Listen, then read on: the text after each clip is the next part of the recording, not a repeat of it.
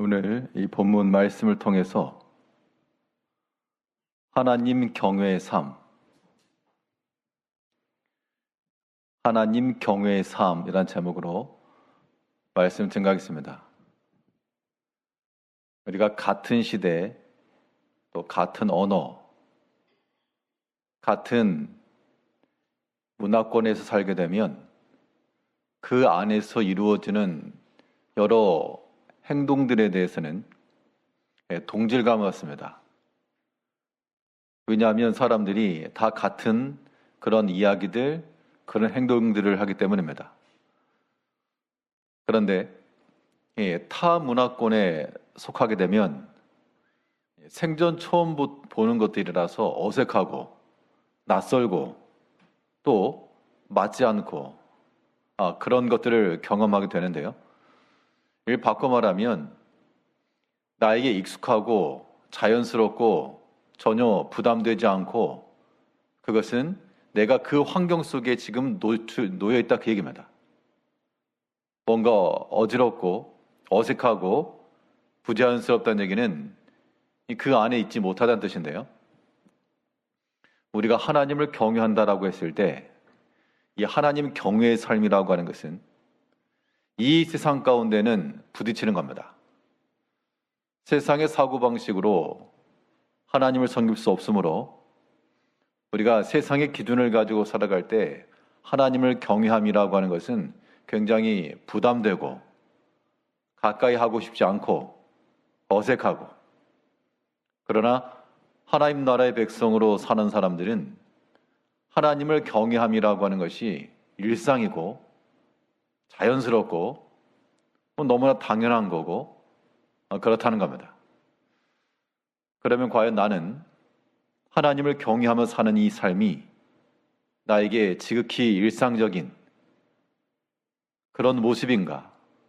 아니면 어색하고 특별한 일이 되는가? 우리가 하나님을 경외하는 삶의 모습들을 우리가 견제를 해야 됩니다. 그러면 하나님 나라에서 지극히 일상적인 하나님 경외의 삶이라고 하는 것이 어떤 방식으로 나타날 것인가? 우리가 어떻게 살아가는 것이 하나님을 경외하며 사는 삶의 증거가 될 것인가? 오늘 본문 말씀을 통해 살펴보도록 하겠습니다. 첫째로 하나님을 경외하며 산다라고 하는 것은 우리의 모든 만사 가운데 하나님을 우선하여 섬기는 겁니다. 하나님 나라의 백성으로 그 문화권에서 사는 사람들은 이게 자연스러운 겁니다. 당연한 거고요. 그런데 그렇지 않은 사람들에게 있어서는 이해가 안 되는 것들이죠. 믿지 않는 사람들에게 전도하려 치면 이런 이야기를 들을 때가 있습니다. 어떻게 하루 종일 주일에 교회를 가냐? 어떻게 하루 종일 교회에서만 사냐?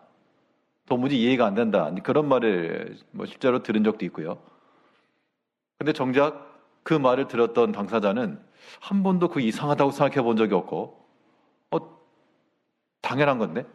혹은 이거 이상하다고 생각해 본 적이 없는데, 이제 그런 마음이죠. 그럼 누가 잘못되었냐? 그 말이 아니고, 한 사람은 하루 종일 하나님 앞에 예비하며 주를 섬기는 것, 그 문화권 안에 사는 것이고, 그렇지 못한 사람은 그 다른 문화권이 있기 때문에 그런 게 어색한 겁니다. 우리가 하나님을 지극히 경외하며 산다라고 하는 것, 우리의 모든 만사 가운데 하나님의 일이 더 우선시가 되고요. 이런 말에도 우리가 주의 말씀을 들을 때도 때로는 수긍이 되는 것도 있고, 한편으로는 듣지만 이게 좀 벽처럼 튕겨져 나가는 게 있을 수가 있는데요. 그런 것들이 다 우리가 그 말씀 밖에 있기 때문에 그렇다는 겁니다. 주님께서 친히 말씀하시기를 뭐라 했습니까? 너희 급한 거 먼저 해라 하지 않으시고 너희는 그 나라와 그의 의를 먼저 구하라. 하나님의 것을 먼저 구하라. 그런 말씀 속에서 우리가 살아가고 있는데 우리가 그 말씀에 대해서 참으로 그러합니다. 하고 순종하는 백성이 있을 것이고, 어떻게 그렇게 하냐? 지금 당장 살아야 되는데 어떻게 그렇게 합니까? 이게 거부가 되는 사람도 있을 것인데요. 우리가 하나님 나라의 백성으로 그 문화권에서 살아간다는 것, 어떠한 일이든 하나님을 우리가 우선 찾고 우선해야 되겠습니다. 그러면 하나님을 우선한다는 것은 무엇인가? 자기 자신의 유익을 먼저 구하지 않는 겁니다. 우리 본문 14절을 보면 또한 유다 땅 총독으로 세움을 받은 때 곧 아닥사스다 왕 제20년부터 제32년까지 12년 동안은 나와 내 형제들이 총독의 녹을 먹지 아니하였느니라. 지금 총독으로 12년 동안 있었다라고 하는 것이 나타나고 있고, 그 총독의 때를 지내면서 내가 녹을 먹지 않았다. 이 녹을 먹지 않았다라고 하는 것은 그 당시 총독에게 주어졌던 하나의 권리죠. 그가 어떤 것을 요구한다 해도 이걸 마다하거나 이거를 거부할 것이 없고 힘들어도 다 감당을 했었던 일이었습니다. 그런데 지금 이 느헤미야는 자기가 총독의 지위 있었고 12년이라고 하는 기간 동안 내가 총독의 녹을 먹지 않았다라고 말하고 있는데요. 그럼 왜 그랬는가? 그 이유에 대해서 뭐라 말했는가 하면 본문 15절을 보게 되면 나보다 먼저 있던 총독들은 백성에게서 양식과 포도주와 돈 40세겔을 그들에게서 빼앗았고 또한 그들의 종자들도 백성을 압제하였으나 나는 하나님을 경외함으로 이같이 행하지 아니하고. 총독으로서 무엇인가를 요구하고 또 받고 하는 것이 그에게는 하나의 권리였고 주장할 수 있는 바였지만 하지 않았다 그랬죠. 그런데 그 하지 않은 이유를 보니 왜 안 했다 그랬습니까? 나는 하나님을 경외함으로 이같이 행하지 아니하였다. 하나님을 경외한 삶을 살아간 사람이 어떤 모습이었는가를 보여주고 있습니다. 분명 자기의 유익을 위해서 자신의 것을 먼저 구할 수 있으나 그렇게 하지 않았다. 이것이 하나님 나라의 지극히 아름다운 일이요. 어떻게 보면 상식과도 같은 일이라는 겁니다. 그런데 우리가 어떻게 하죠? 우리가 그러지 못하다는 겁니다. 사람의 생각이 항상 자신의 유익을 먼저 찾게 되어 있고 나에게 손해가 되는 것이면 우리는 거절하게 되어 있고 당연히 세상 기준에 맞는 겁니다. 세상 이치에 따르면 당연히 나에게 유익이 되지 않는 거 우리 할 리가 없죠. 그런데 성경이 가르치면 그렇지 않다는 겁니다. 사랑장에 봐도 그러고 사랑장에 봐도 바울 사도가 고린도전서에 보게 되면 사랑에 관해서 말하기를 자기의 유익을 구하지 않는 거라. 세상 기준으로는 이해할 수 없는 것들입니다. 그러나 우리가 하나님 나라 안에서 그 나라의 백성으로 살아갈 때는 그 말들이 이해가 되는 거죠. 그러하다. 참으로 그러하다. 나의 것을 먼저 구하고 자기의 유익을 먼저 구하는 것으로는 하나님을 경외할 수 없으니. 왜냐하면 어떠한 때라도 미혹이 생길 수가 있고요. 또 시험이 일어날 수가 있고요. 그러면 자기의 유익을 따라서 주의를 하다가도 멈출 수 있고 세상으로 돌아갈 수도 있고 우리가 주를 위해서 믿음 안에서 살아간다라고 하는 것, 오늘 느헤미야가 했던 말을 우리가 유념 있게 봐야 되겠습니다. 15절 하반절 다시 한번 주목해서 보게 되면 나는 하나님을 경외함으로 이같이 행하지 아니하고. 우리의 개인 신앙 고백 속에서 이러한 고백이 나온다는 것, 하나님께서 참으로 기뻐하실 만한 믿음의 신앙들입니다. 우리의 행동에 대한 이유를 물을 때 내가 기분이 나빠서, 내가 속상해서, 저 사람이 싫어서 그런 게 아니고 내가 하나님을 경외함으로 내가 이와 같이 행하지 않고 하나님을 경외함으로 내가 이 일에 힘쓰고 하나님을 경외함으로 내가 이 일에 수고하노라. 그런 믿음의 고백을 가지고 가는 것이 하나님 나라의 백성다운 삶의 모습이 되는 거죠. 느헤미야는 그 당시 백성들 앞에서 그가 요구할 수 있었던 자기의 주장, 자기의 권리, 자기의 유익, 그것을 먼저 구하지 않았다라고 하는 것. 예수님께서 우리에게 말씀하신 거 다시 한번 생각해야 됩니다.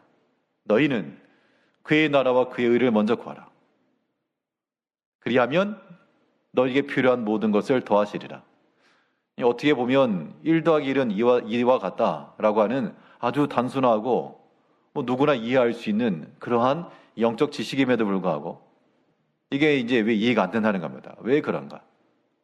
이제 하나님께서 우리에게 주신 말씀을 우리가 지식으로 아는 것만큼 우리의 모든 삶 속에서도 우리 입으로도 고백되기를 나는 하나님을 경외함으로 이같이 아니하노라.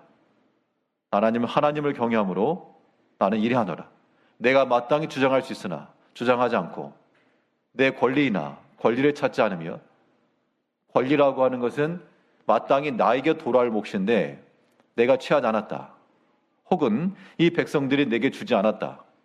그러면 또 이제 거기에 서운한 섭섭 귀신이 붙는 겁니다. 그런 마음조차도 내 마음이 서운타. 그런 마음이 다 자기를 위한 마음들이 있기 때문이죠. 종이 주인의 명을 따라 행할 때, 주인의 명을 따라 행하면 그것을 족한 거죠. 주인을 위해서 일하는 종들은 기분 상해하거나 나빠할 게 없는 겁니다. 자기 일에 충실하는 거죠. 우리가 주를 위해서 수고하고 행하는 모든 일들 가운데 내 마음이 서운타, 혹은 섭섭하다. 그런 마음 자체도 다 우리 안에 쓴뿌리와도 같이 남은 자기의 유익을 구하는 것, 자기의 총독의 목을 요구하는 것처럼 내게 돌아올 몫을 요구하는, 내가 마땅히 받아야 할 영광, 내가 마땅히 받아야 할 칭찬, 내가 마땅히 받아야 할 박수, 그런 것을 가지고 우리가 하나님을 우선하여 섬긴다라고 말할 수는 없습니다. 우리가 격려차, 위로차, 형제를 사랑하는 마음으로 격려도 해주고 박수도 해주고 칭찬도 해주고요. 그런 것은 우리에게 필요하나, 그러나 우리 자신들은 그런 것을 우리가 목적으로 하지 않고 자기의 유익을 먼저 구하는 것이 아니라 분명 하나님을 우선하여 섬길 수 있는 그런 마음을 지녀야 되겠습니다. 하나님을 우선한다라고 하는 것은 단순한 시간적 순서만을 의미하지 않습니다. 예배 시간에 다른 거 하지 말라, 기도 시간 다른 거 하지 말라, 시간만을 의미하지 않고요. 물론 그런 시간적 측면에서도 하나님의 것, 주의 것을 위해서 먼저 행하는 건 맞고, 매사 모든 일에 대해서 우리의 판단 자체가 하나님 앞에서 이루어져야 될 것을 보여주고 있는 겁니다. 그러니까 자녀들이 어떤 일을 행할 때 다 자유롭게 행하죠. 그러니까 자유라고 하는 것은 어디까지나 부모의 허락이라고 하는 그 테두리 안에서 자유입니다. 당연히 부모의 지도를 받고 있는 아이들이면 부모가 허락하는 것 안에서 얼마든지 자유롭지만 그 허락을 벗어나는 것에 대해서는 이제 그 무엇인가에 대한 책임이 따르게 마련입니다. 우리가 하나님을 경외한다 할 때 우리가 행하는 모든, 내가 선택하고 결정하고 판단할 수 있는 모든 것들은 다 하나님이 허락하신 것 안에서의 자유인 겁니다. 하나님이 허락하신 것 밖에서 우리가 판단하고 결정하는 것들은 이제 하나님께서 우리에게 물으시는 거죠. 그 근거가 무엇이냐? 라고 말했을 때 우리가 어떠한 변명을 댄다 하더라도 다 우리 마음속에 들어있는 각양 욕심을 따라 이루어지는 것이라, 그렇게 답변하게 된다 그러면 우리가 그의 심판을 면할 수가 없죠. 오늘 본문에 나오는 느헤미야는 그의 행동의 근본 원인에 대해서 물을 때 내가 하나님을 경외하기 때문에 그러하다. 나의 모든 이 행동과 판단은 사람 앞에서 이루어진 것 아니다. 다른 사람 보라고 한 것도 아니고 또 누군가 앞에서 드러내기 위함도 아니라 다 하나님 앞에서 행한 것이다 라고 말하고 있습니다. 그것이 또한 하나님을 경외하는 자의 모습이 되는 겁니다. 차별성이라고 하는 게 거기서 나오는 거죠. 느헤미야가 하나님을 경외하는 마음을 가지고 총독의 녹을 박지 않은 것은 그 이전에 있었던 총독들과 이제 비교가 되었습니다. 15절을 다시 보면 나보다 먼저 있던 총독들은 백성에게서 양식과 포도주와 또 은 40세겔을 그들에게서 빼앗았고 또한 그들의 종자들도 백성들을 압제하였으나 그랬으나 나는 그러지 않았다 그 얘기죠. 하나님을 경외했기 때문에 그렇게 하지 않았다는 것인데 그 하나님을 경외했다라고 하는 그 마음이 어떤 마음입니까? 백성들에게서 양식을 빼앗고 은 40세겔을 빼앗고 백성들 압제하고 하는 것이 하나님 앞에 바르지 않다라고 하는 그런 믿음의 판단이었습니다. 결국 이 느헤미야가 그렇게 행하지 않았던 이유는 그의 행실을 하나님 앞에서 이미 판단받았기 때문이라는 겁니다. 이것이 우리가 하나님을 경외하는 자의 삶의 모습이 되는 겁니다. 우리가 이 때를 살아가면서 우리 개개인적인 일들을 하십니다. 또 우리 개인적인 공간도 있을 것이고요. 또 어떤 일에든 우리의 모든 행함과 행실이 하나님 앞에서 판단받고 또 하나님이 판단하신다라고 하는 그 마음을 지니고 나가는 사람들은 모든 행실들을 자행할 수가 없는 겁니다. 어디까지나? 어디 안에서요? 하나님 허락 안에서. 하나님의 말씀이라고 하는 그 경계 안에서. 그 안에서 우리가 판단하는 것이지. 그 밖을 벗어나는 것들이면 사실 스스로가 알 수 있습니다. 하나님 말씀 벗어난 일이다 라고 하는 것들에 대해서는 우리가 또 양심적으로 알 수 있거든요. 이것이 합당하지 않다 혹은 우리 양심에서 그러한 소리가 들릴 때는 그거 하나님을 경외하는 사람들은 그런 양심의 소리를 또한 듣고 돌이킬 수 있어야 됩니다. 느헤미야는 분명 그 전임 총독들이 행하였던 것들을 보고 그냥 가만히 하면 돼요. 따라서 누가 뭐라 그러면 전에도 그랬다. 전임 총독들도 그랬으니까 전혀 당연하다. 그런 논리를 충분히 펼 수가 있었겠지만 그러나 느헤미야는 이 일에 대해서 사람의 행실과 기준과 그 전통을 따르지 않고 하나님 앞에서 스스로 판단한 겁니다. 그래서 그 자신뿐만 아니고요. 느헤미야 자기 자신만이 아니고 그와 함께 있었던 그의 형제들, 종자들이라고도 표현했는데 그들 또한 이 느헤미야와 동일하게 행했다라고 하는 것을 보여주고 있습니다. 우리가 우리 마음속에 하나님 앞에서 옳은가 그른가 이것을 판단해야지 사람 앞에서 판단하려고 그러면 이 결국 이 사람이 세상의 기준 가운데 나아갈 수밖에 없는 겁니다. 사도행전에 나오는 말씀대로 베드로가 그 당시 백성의 지도자들로부터 더 이상 예수 이름으로 전하지 말라. 그러면 너희를 내가 풀어줄 것이고 더 이상 채찍질도 안 할 것이며 자유를 주겠다. 그때 육체의 그 자유함을 원했다 그러면 알겠다.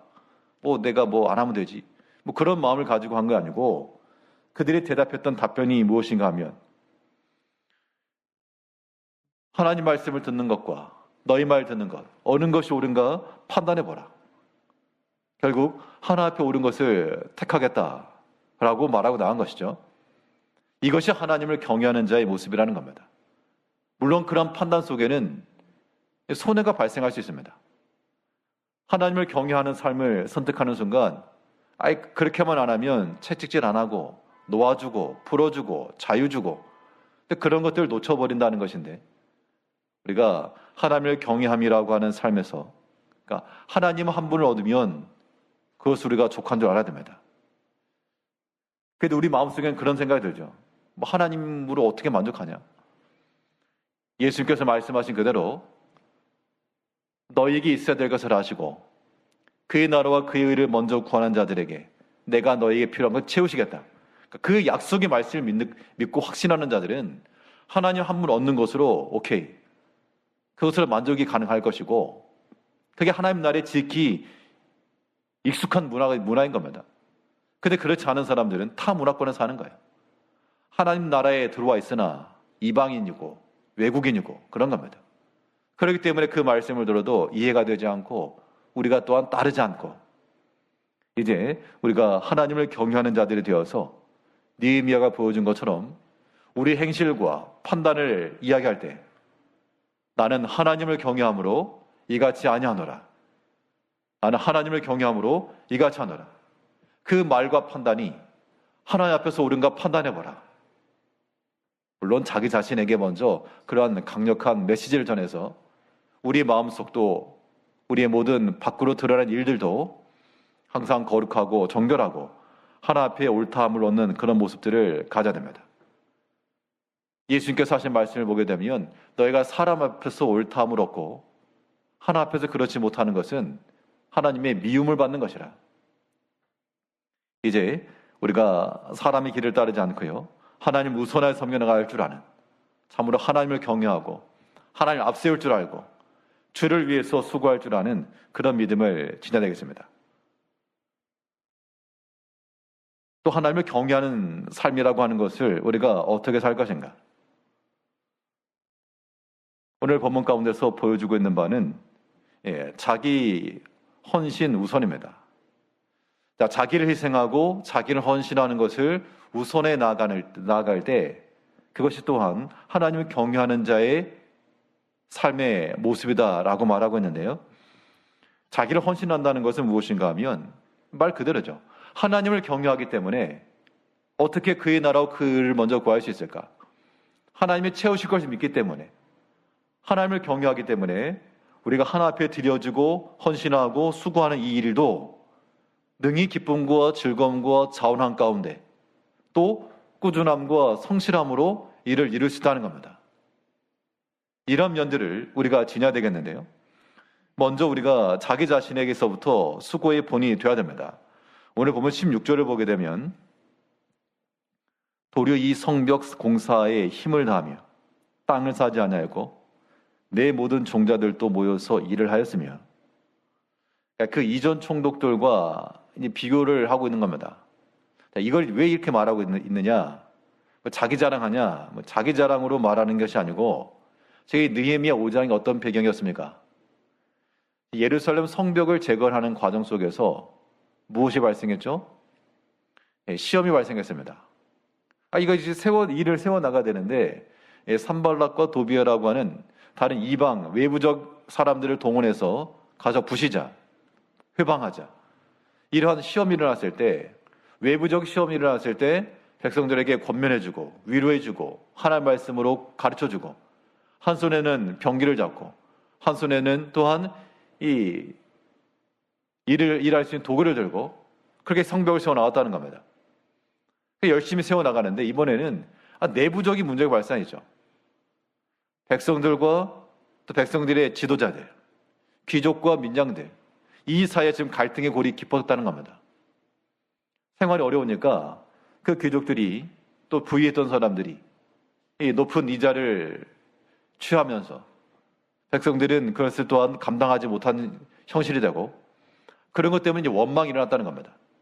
이 부분에 대해서 느헤미야가 백성들과 그 민장들, 그 사람들을 꾸짖으면서 하는 말이, 그들만 꾸짖은 게 아니고 느헤미야 자신이 어떤 자세를 가지고 임하는지를 지금 보여주고 있는 겁니다. 너희가 잘못했다 그렇게만 말하지 않고 나도 먼저 솔선수범하여 이렇게 행한다, 그 얘기를 하고 있는 거죠. 5장 10절 말씀을 보게 되면 나와 내 형제와 종자들도 역시 돈과 양식을 백성에게 구워주었거니와 우리가 그 이자 받기를 그치자. 그 높은 이자를 받고 있는 그 귀족들을 향해서 너네 그렇게 하지 마라. 그러면 그 말을 듣는 사람들이 이거 마음에 다칠 수 있으므로 나도 실질적으로 느헤미야도 그렇게 베풀어 줬고 구워 줬으나 우리가 그치자라고 하는 말은 나부터 그리 하겠다, 그 얘기인 겁니다. 자기 자신부터 이러한 솔선수범하는 본을 보이는 모습이 있으니까 다른 귀족들도 그 말을 듣고 우리가 그리 하겠노라, 협력이 가능했고요.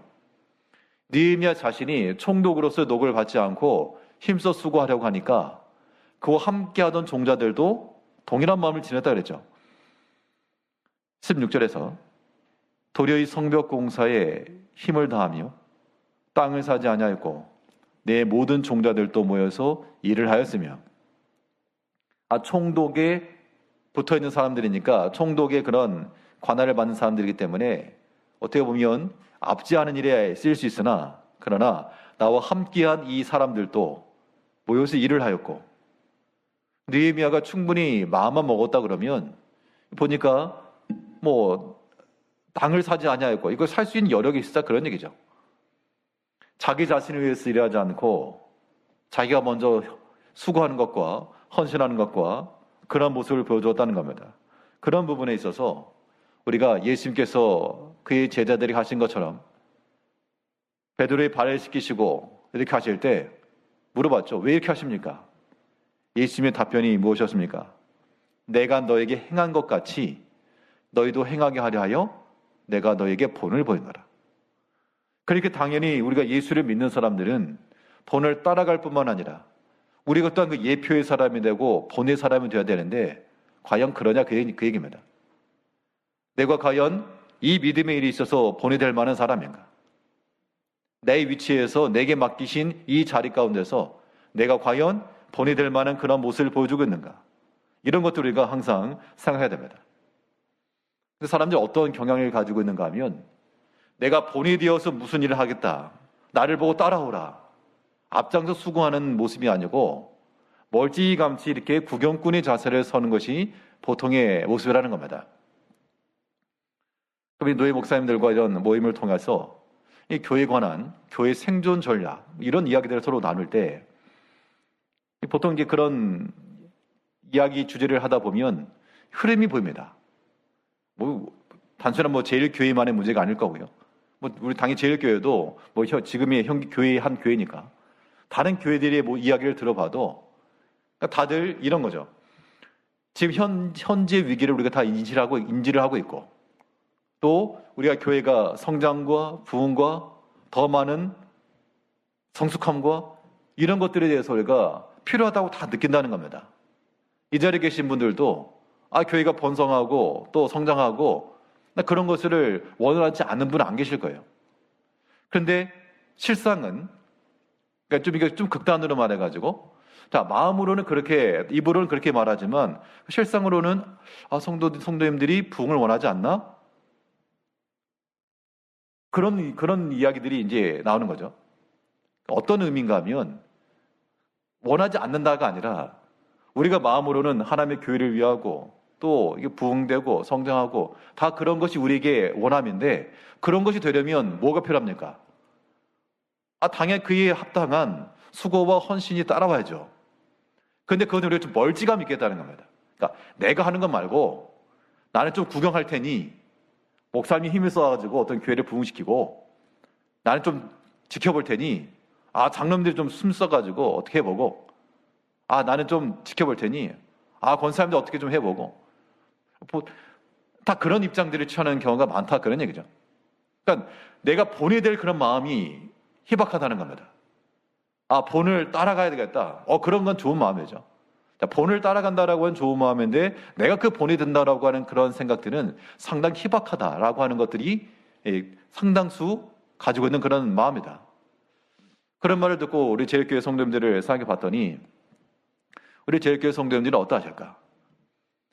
이 믿음의 본을 따라가고자 하는 멀찍이서 저 사람 잘하면 따라가야지. 사실 그런 마음만 가도 좋은 거죠, 사실은. 안 따라가는 게 문제인 건데 잘만 따라가셔도 참 좋은 거고. 내가 믿음의 본을 터이니 나를 따라오시오. 하나님의 교회의 부흥과 또 성도의 신앙의 성장과 하나님의 교회를 위하는 이 모습을 위해서 내가 앞장서고 내가 본이 될 터이니 따라오시오. 그런 마음을 가지고 있는 사람들이 어느 정도 몇 %일까? 퍼센트지로 말하게 되면 100이라고 말할 수는 없겠죠.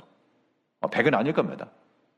그래도 또 많은 분들이 주를 위해서 수고 헌신하시니까 부정적으로 말씀드리는 건 아니고요. 우리가 마음속에서 그런 구경꾼의 생각들을 좀 버리고 주를 위한 마음을 갖되 그러니까 결국에는 누가 먼저 수고하고 누가 먼저 일하느냐 그 얘기입니다. 먼저 행하는 사람이 꼭 욕을 먹게 되어 있어요. 먼저 하는 사람의 비난을 받는다는 겁니다. 그 비난과 그 부담이 싫은 거예요. 여전히 멀찌감 떨어지고자 하는 그런 마음을 우리가 다 생각하지만 예수님을 따라갔던 예수님께서 마지막 십자가 죽으실 때 멀찍이게 따라갔던 사람이 있죠. 그 베드로였습니다. 멀찍이게 따라갔다. 일정한 거리를 두고. 왜냐하면 가까이 나가면 잡힐 것 같으니까. 비난받고 죽을 것 같으니까. 그런데 주님께서 부르시고 앞장서라 한 사람은 앞장서야 됩니다. 그리고 비난을 받아도 그 베드로가 감당할 몫인 거죠. 이제 이 느헤미야의 서신을 살피면서 그가 총독으로서의 그런 위치, 권리, 자기 주장 충분히 있었지만 12년이라고 하는 기간 동안 지금도 그런 백성들과 민장들 사이에, 귀족들 사이에 이 문제만 아니었으면 이런 얘기도 안 했을 건데, 그래 우리는 알지도 못했겠지만 이 사건을 통해서 느헤미야가 어떻게 하나님을 경외하며 살았는지, 어떻게 백성들이 본이 되고 백성들을 위하는 마음을 가졌는지를 보여주고 있죠. 이것을 우리가 본받자라고 하는 겁니다. 우리 스스로가요. 그래서 우리가 본이 되는, 내가 먼저 수고하는 자가 본을 끼치는 겁니다. 오늘 본문의 내용을 보게 되면 17절에 또 내 상에는 유다 사람들과 민장들 150명 있고 그 외에도 우리 주위에 있는 이방 족속들 중에서 우리에게 나온 자들이 있었는데, 느헤미야가 이 앞장서 수고할 때 사람들이 봤겠죠. 또 느헤미야의 그 모든 일들에 대해서 또 함께 협력했던 사람들이 지금 나오고 있는 겁니다. 유다 사람들, 민장들 150명.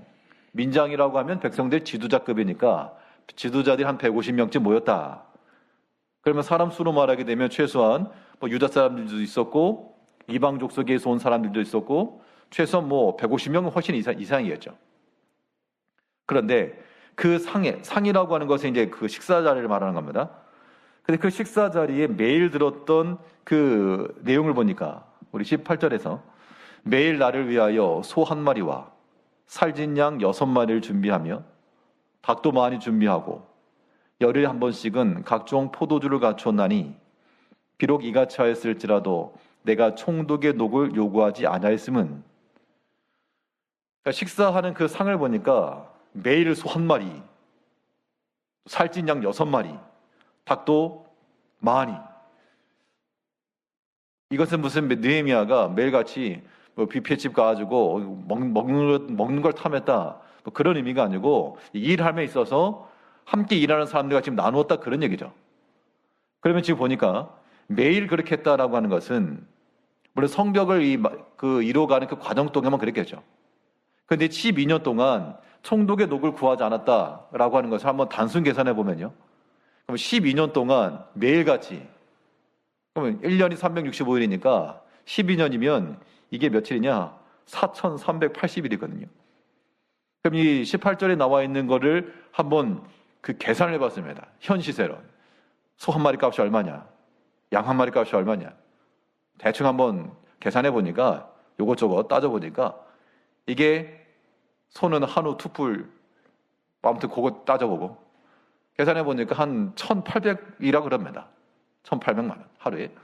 그러면 이 12년이면요, 계산해 보면 약 800원, 800원. 그러니까 느헤미야가 그 800을 어디 통장에 가지고 있다가 매일같이 그렇게 썼을까? 체크카드 긁듯이. 그렇게 하지 않았겠죠. 물론 그가 그 페르시아 지역에서 높은 관원이 있었기 때문에 그에게 어떤 재산이 있었을 것이고, 아마도 그가 가지고 있었던 재산을 또한 사재를 털어서 자기 것을 섬겨서 분명 이 일에 쓰였던 것이 분명하고, 또 아무리 그렇다고 해도 그가 가지고 있는 것을 다 이렇게 하기는 어려웠을 거고요. 분명히 느헤미야가 앞장서 수고하는 것들을 본 그 상에 누가 있었습니까? 유다 사람들, 또 민장들, 지도자들이죠. 또 귀족들, 이방족 속에서 또 함께 마음을 모으는 사람들, 그 사람들이 이 느헤미야 일들을 보면서 또 같은 마음을 품었다, 그 얘기입니다. 그러니까 느헤미야가 수고하고 나가니까 그와 함께 식사를 하던 사람들 중에서라도 이번엔 내가 한번 섬기겠습니다.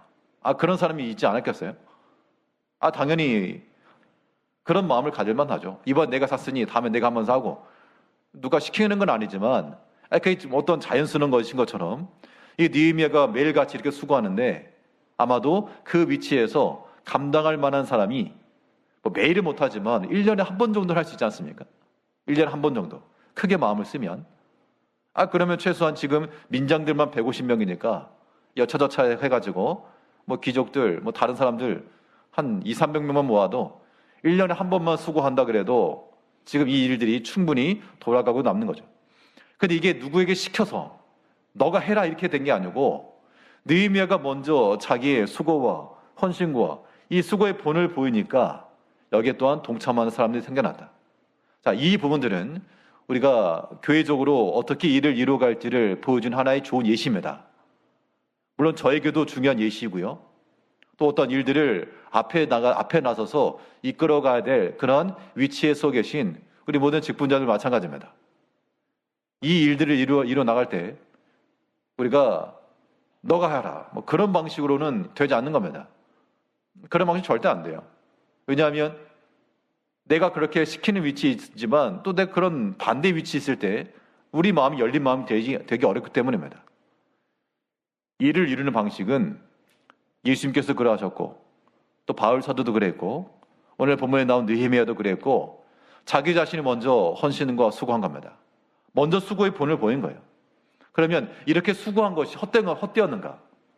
절대 헛되지 않았다라고 하는 것이 우리 마음 가운데 분명한 기준이 되어 있어야 이런 수고를 하더라도 우리가 지속할 수가 있고 중단하지 않고 행할 수 있다라고 하는 겁니다. 우리가 수고함이라고 하는 것은 내가 드렸던 여러 가지 물질적인 손실로 끝나는 게 아니고 우리의 모든 믿음의 수고가 무엇으로 바뀌어야 됩니까? 내가 믿음 안에서 했던 모든 수고가 내가 시간도 버렸네, 돈도 버렸네, 그렇게만 생각하면 못하죠, 당연히. 우리가 드리는 모든 믿음의 수고는 다 하나님의 사랑을 드러내는 것으로 바뀐다라고 우리가 봐야 됩니다. 당연히 앞장서 수고하는 것, 그 수고가 다른 형제들을 위해서 섬기는 거니까 없어지는 게 아니죠. 하나님 사랑으로 나타났다는 겁니다. 만약 어떠한 물질에 대해서 오늘 소 한 마리 내가 잡는다.